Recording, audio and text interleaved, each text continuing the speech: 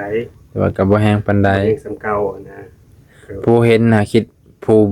บ่ได้อยู่กับเราหาคิดว่าเราเฮ็ดเอาไปเป็นเนาะเอ้ยย่างแบบโกโก้เลยบัดนี้ตามแต่ว่ามือยังสั่นน่ะเนาะโดยเป็นย่างแบบ แต่ก่อนนี่บ่ได้ย่างแบบนี้เลยนะ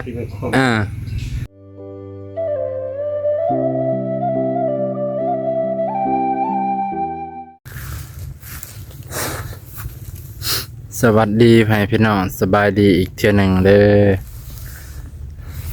คลิปแรกคลิปทำอิฐของวันที่แมนบอก25บอกพี่น้องบ่ได้ไปไสมานี่ไปเวียกตั้งแต่เช้าที่26แล้วพี่น้องลืมคลิปทำอิฐของวันที่26มาหาลุงอาจสบายดีลุงอาจสบายดีบ่าวนูแต่เป็นจะได้คือได้ยืนปิงปลา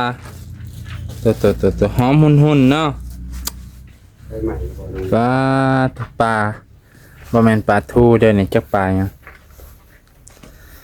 ยังลุงอาจนี่ปลาทูเลยแม่นบ่คือเห็นหลายตัวบ่แม่นปลาทูเด้เนาะปลาทูเป็นปลาทูบ่ปลาทูมันก็ต้อง2ตัวเนาะวันทูอันเด้ขนมนี่ขนมมาฝากบ่ได้มาหลายมื้อใหม่เด้ลุงอาเด้กินอันมาแต่ตลาดอันนั้นบ่แบบดิบบ่มาแต่ตลาดก็ได้มาปิ้งเองมันจังถึกเนาะอยู่ตลาดจักโต3โต10คือกันนั่นแหละกินแรงแล้วกินเที่ยงกินแรงเที่ยงเที่ยงยังทันกินข้าวบ่ยังแล้วนะว่ากินข้าวเลยนะว่าเฮาสาดยังมีผู้สาวกว่าเฮาอยู่ บ่น้องกับเล่งมากินข้าวในเมืองถ้ากินข้าวแล้วคือกันลงมาแต่บ้านก่อนไปงานขาวดำสงสการพี่น้องงานขาวดำ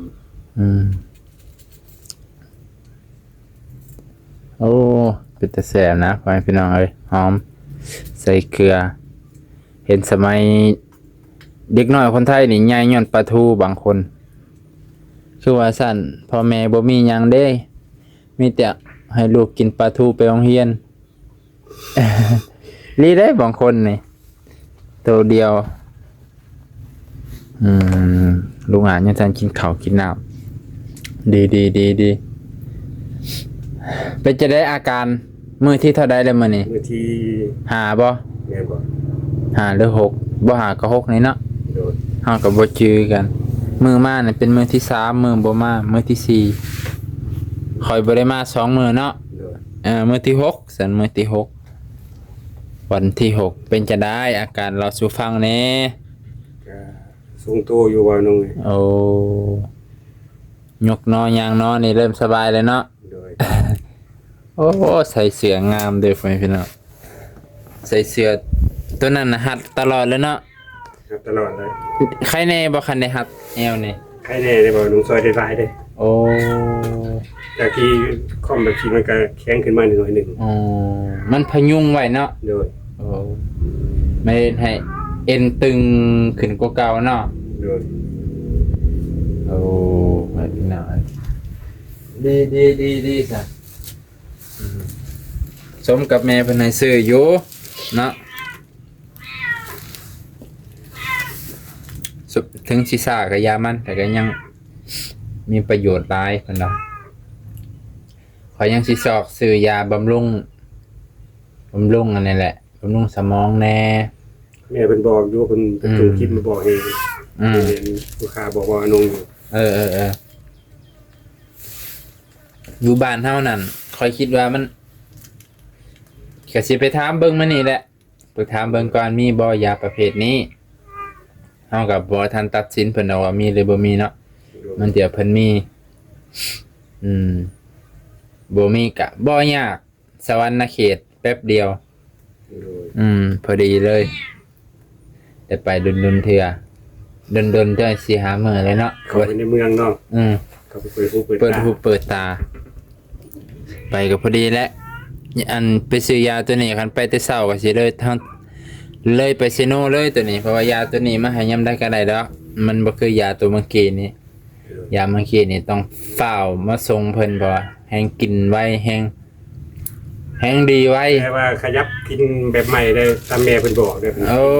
กินเช้าเม็ดแรงเม็ด อือฮึ2เม็ดแรงเม็ด เด้อ อาทิตย์หนึง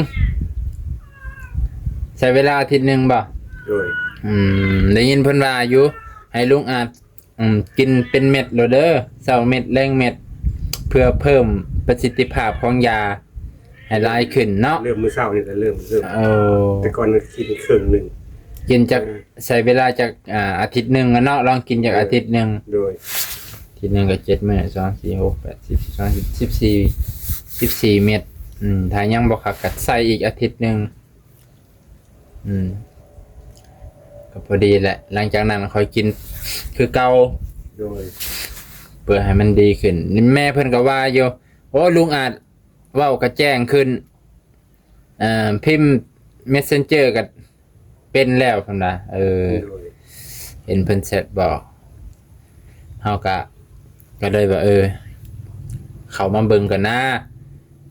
แม่นตามแม่มันบอกบ่แม่นไอ้เด้ขนาดยืนเนี่ยก็ยังยืนได้ดนอยู่ได้เนาะ โดย ดีโอ้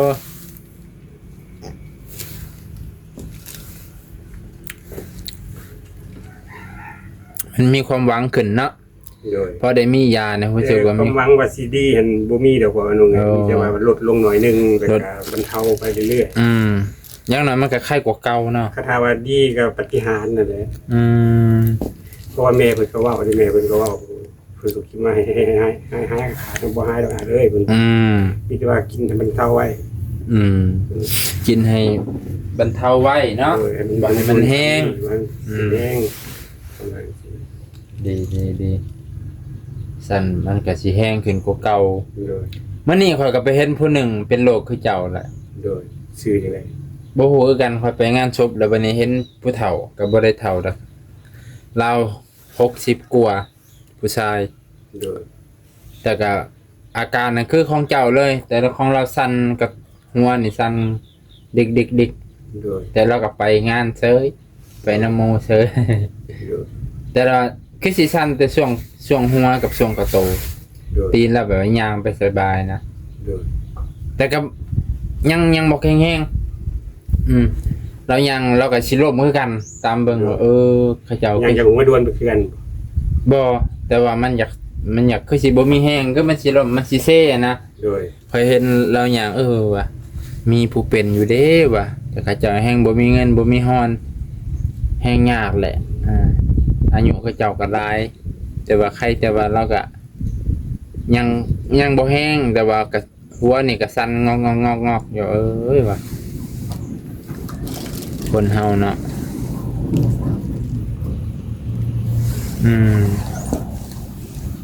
อันเนี้ยเหงาเนาะบ่ลงเนาะ พยัดพะเยาเนี่ยเฮาบ่อยากเอามันก็มาให้ได้แนวมื้อนี้เงินคำดำแก้วเนี่ยอยากได้นั่นบ่มีสิมาให้ดอก ยากเนาะ ยากแท้ ยาก ๆข่อยก็ย่านตอนจะก้มนี่เด้ก้มไปก้มมาหัวด่วนเถอะ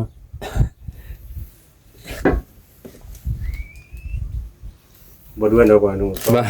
เพราะว่ารู้สึกว่าเบาแล้ว แต่ก่อนน่ะมันจะก้มมาดีแต่ก่อนจนได้เอามือค้ำไว้เลย ก็ใน2-3มื้อมานี่ก็ว่าเบาแล้วทางหน้านี่เบาเนี่ยแล้ว ทางหน้านี่เบาแล้ว ยามมื้อเช้านี่เที่ยงเลยแหละพอตอนสายๆมันก็เริ่มสั่น มีแต่สั่นแต่ว่าความเบานี่รู้สึกว่าเบาอยู่ โดย คล้ายๆว่ามันรักษาเอ็นมันรักษาเส้นเนาะ โดย ให้มันมีความแข็งแรงขึ้นคล้ายๆว่ามันบ่หนักหัวแต่ก่อนนี่มีแต่หนักหัวมันสิด่วนลงเนาะ โดยมันนุ่มมันเบียวเลยคือแขนเท่านี้คือมันจ่องลงไปแบบนี้ มันหนักแห้ง คล้องไว้ข้างหลัง เข้าใจคือกับแบบว่าเคยเป็นแบบยังว่าเฮานอนเต็งเคสแล้วมันแบบจังสั่นบ่ฮะ แบบเลือดบ่เป็นรอเลี้ยงเลยหนักเลยนะแขนนี่หนักลงเลยเดี๋ยวนี้ก็มันก็เลยแบบว่ากินยาแล้วมันอาจจะรักษาเริ่มรักษาเส้นประสาทให้กลับมาแข็งแรงตอนนั้นเส้นประสาทอ่อนเพลียดีไปพี่น้องเอ้ย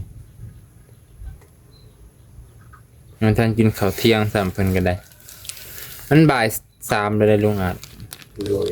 ก็บ่ค่อยอยากแน่ บ่าย3ครึ่งละอาจจะกินมื้อแรงเลยทีเดียวเลยก็ได้4-5 โมง มันสิบ่ผิดสูตรบ่กินยาบ่กินข้าวบ่กินข้าวไปกินยาพอนี่ วันแรกกินตอน4-5 โมงแรงนี่เราเรื่องกินยายาวิตามินก็กินเนาะวิตามิน D3 D3 โดยกินคู่มือกินไปกันสิหาซอกยาบำรุงเส้นบำรุงสมองเนาะโดยพังพังยานี่เว้าเป็นตาย่านไปเป็นน่ะบำรุงสมองป้าตะผู้ฟังนี่คือแบบว่าโอ้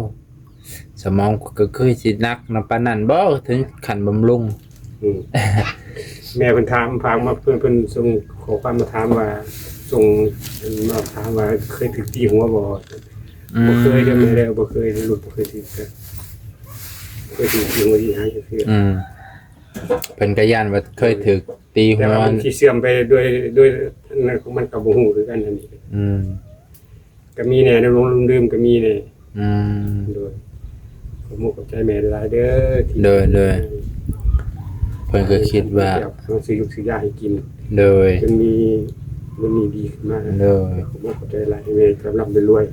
ก็จะจากโรคภัยไข้เจ็บโดยหมู่มันจะได้ทันหมู่ให้มีแต่สิ่งดีๆเข้ามาสู่ครอบครัวของแม่เด้อเลยสาธุก็ถือว่าเพิ่นก็เป็นห่วงนั่นแหละเพิ่นก็ถามถ้าว่าบ่มีการถือกระทบกระเทือนจากทางด้านหัวก็สิเป็นคันเว้าตามความเชื่อก็กรรมเก่าเฮาเนาะโดยสัตว์ก่อนเฮาไปทุบไปตีหัวหมูหมาเป็ดไก่ก็ได้โดยข่อยยังคิดสังเวชเจ้าของอยู่อันเดือน2 เดือนหลังนี่เดี๋ยวความที่เฮาก็เนาะเพิ่นว่าจังได๋ล่ะกตัญญูแบบกตัญญูต่อพ่อต่อแม่จับไก่แล้วทุบปึ๊บป๊าดแต่จริงข่อยก็บ่เคยขาตั้งแต่ข่อยซิกมาเนี่ยข่อยบ่เคยขาสัตว์ที่ว่าใหญ่ที่สุดระดับไก่เป็ดนี่บ่เคยจักเทื่อเลยสูงสุดก็แค่ปลาเว้ยข่อยเฮ็ดมื้อนั้นข่อยแบบโอ้ตัวภาพติดตาอยู่คิดเลยเนาะคิดเลยคันพวกปลาพวกนี้ก็เสร็จไรกับมันก็บ่ค่อยได้คาดอกปลามันตายแล้วตายเองแต่ไก่มื้อนั้นบังเอิญสิเฮ็ดพิธีกรรมทางศาสนาผีนี่แหละเลยช่วงหนึ่งชีวิตข่อยกับมรสุมคือหยังตัวข่อยจนแบบก็ตัวระยะมันผ่านไปแล้วข่อยก็เดี๋ยวจะกรรมมันอาจจะอยู่คือเก่าแต่ว่าเฮาก็เอาบุญเอากุศลมาลบล้างก็บ่ได้ดอกกรรมมันก็เฮ็ดไปมันก็อยู่คือเก่าแหละแต่ว่าเฮาก็ค่อยๆเอาบุญหลายกว่าถ้าว่าค่อยฆ่าเป็นบ่ค่อยเป็นได้เรื่องฆ่าสัตว์ตัดชีวิตข่อยเห็นเขาเจ้าฆ่าข่อยก็ยังดิตนสัตว์ข่อยไปงานดองนี่เขาเจ้าฆ่าหมูป๊อดหมูเลี้ยงมา 4-5 ปีเขาเจ้าเอาค้อนไปทุบหัวมันป้าข่อยได้เห็นข่อยจนสะอื้นจะคิดว่าหมูอยู่กับ4-5 ปีเขาเจ้าเอาค้อนบักใหญ่ทุบหัวดังปุกมันห้องโอ้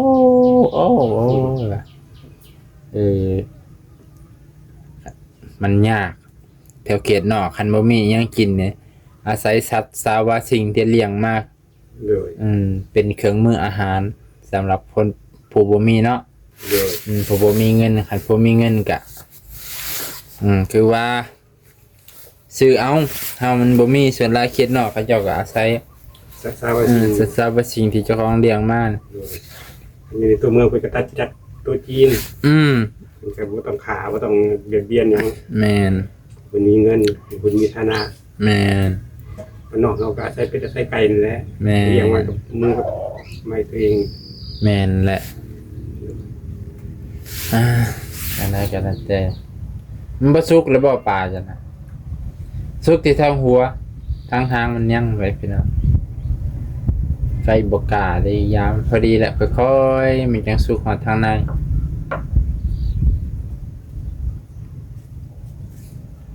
สุกทางในสู่ทางนอกแล้วมันสุกทางนอกสู่ทางใน ใหม่ไปเลย สุกทางนอกสู่ทางในทางนอกใหม่เบิดเอ้ยไปพี่น้อง ถึงการพิสูจน์แล้วมื้อนี้ บ่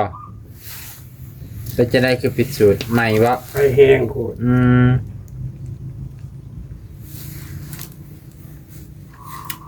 ปานอันนั้นมันบางเนาะ โดย เอาไปนั่งเลยมันนี่กะสิจบเพียงเท่านี้แหละ โดย มันเยี่ยมยามอาการของลุงอาจก็ถือว่าดีไปหลาย ดีไปหลายดีหลายกว่าเก่าฝุ่นยกแขนแบบเหยียดเข่งนิ่งเลย แต่ก่อนในยกเข้าไปสั่นบับๆโลดอันนี้ก็ยกถึงกับสั่นกัน แต่ว่าก็ดี แต่ว่าอ่า เห็นปานใด แต่ว่าก็บ่แห้งปานใด เห็นสำเก่านะ ผู้เห็นหาคิดผู้บ่ได้อยู่กับเราหาคิดว่าเราเฮ็ดเอาไปเป็นเนาะผู้เป็นอีหลีน่ะไผสิอยากเฮ็ดแล้วเนาะเฮ็ดอิหยังอยู่ซิ จะเอากรรมเข้าตัวเองเนาะจะบอกเนาะก็จะคิดดอก ไผสิอยากไปเฮ็ดคิดว่าเราเฮ็ดเอามีแต่ว่าคิดแต่ว่าเราเอาความสงสารมาแลกเอาให้เข้าซอยเรือบ่แม่นดอกให้พี่น้องเพิ่นก็เป็นอีหลีเป็นจริงเป็นแท้คนมาเบิ่งตัวจริงเห็นแล้วใส่ชีวิตลำบากโลกนี้มันก็น้อยนักน้อยนาคนที่สิเป็นนะบ่แม่นว่ามันสิเป็นได้ทุกคนยังว่าโลกอันนี้มันก็เลือกแท้ๆเลือกเอาพวกคนดีๆนี่นะขี้เหล้าขี้ยามันผมบ่ไปเป็นเด้เนาะเพิ่นก็ยังว่าพวกขี้เหล้าขี้ยามันบ่เป็นหยัง10 ปี4ชาตินี่บ่เคยเจ็บบ่ค่อยป่วยจังดีว่าพวกนี้มันภูมิต้านทานมันคือแฮงแท้วะ ภูมิต้านทานเพิ่นดีเนาะ ภูมิต้านทานเขาดีดิยังว่าผู้ดีๆเนี่ยมีแต่โรคแทรกแซงมีแต่มารมามังเบียดให้พี่น้องเอ้ย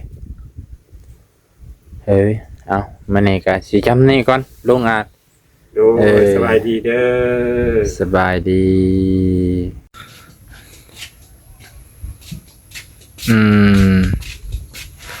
ตอนลุงอ่านย่างเบิ่งตอนลุงอ่านย่างเอาโทรศัพท์มาให้เบิ่งอาจจะลองย่างบ่ได้มันเป็นจังได๋หัวบ่ได้ด่วนคือตะกี้บ่ย่างแบบโกโก้เลยบัดนี้ตามแต่ว่ามือยังสั่นน่ะเนาะ โดย เป็นย่างแบบแต่ก่อนนี่บ่ได้ย่างแบบนี้เลยนะ ที่มันคม แต่ก่อนนี้คว่ำแล้วมันสิดวนไปทางหน้าเลยพี่น้องดีให้สวงให้เศร้าพยัดพะเยานี่ โดย เนาะสาธุ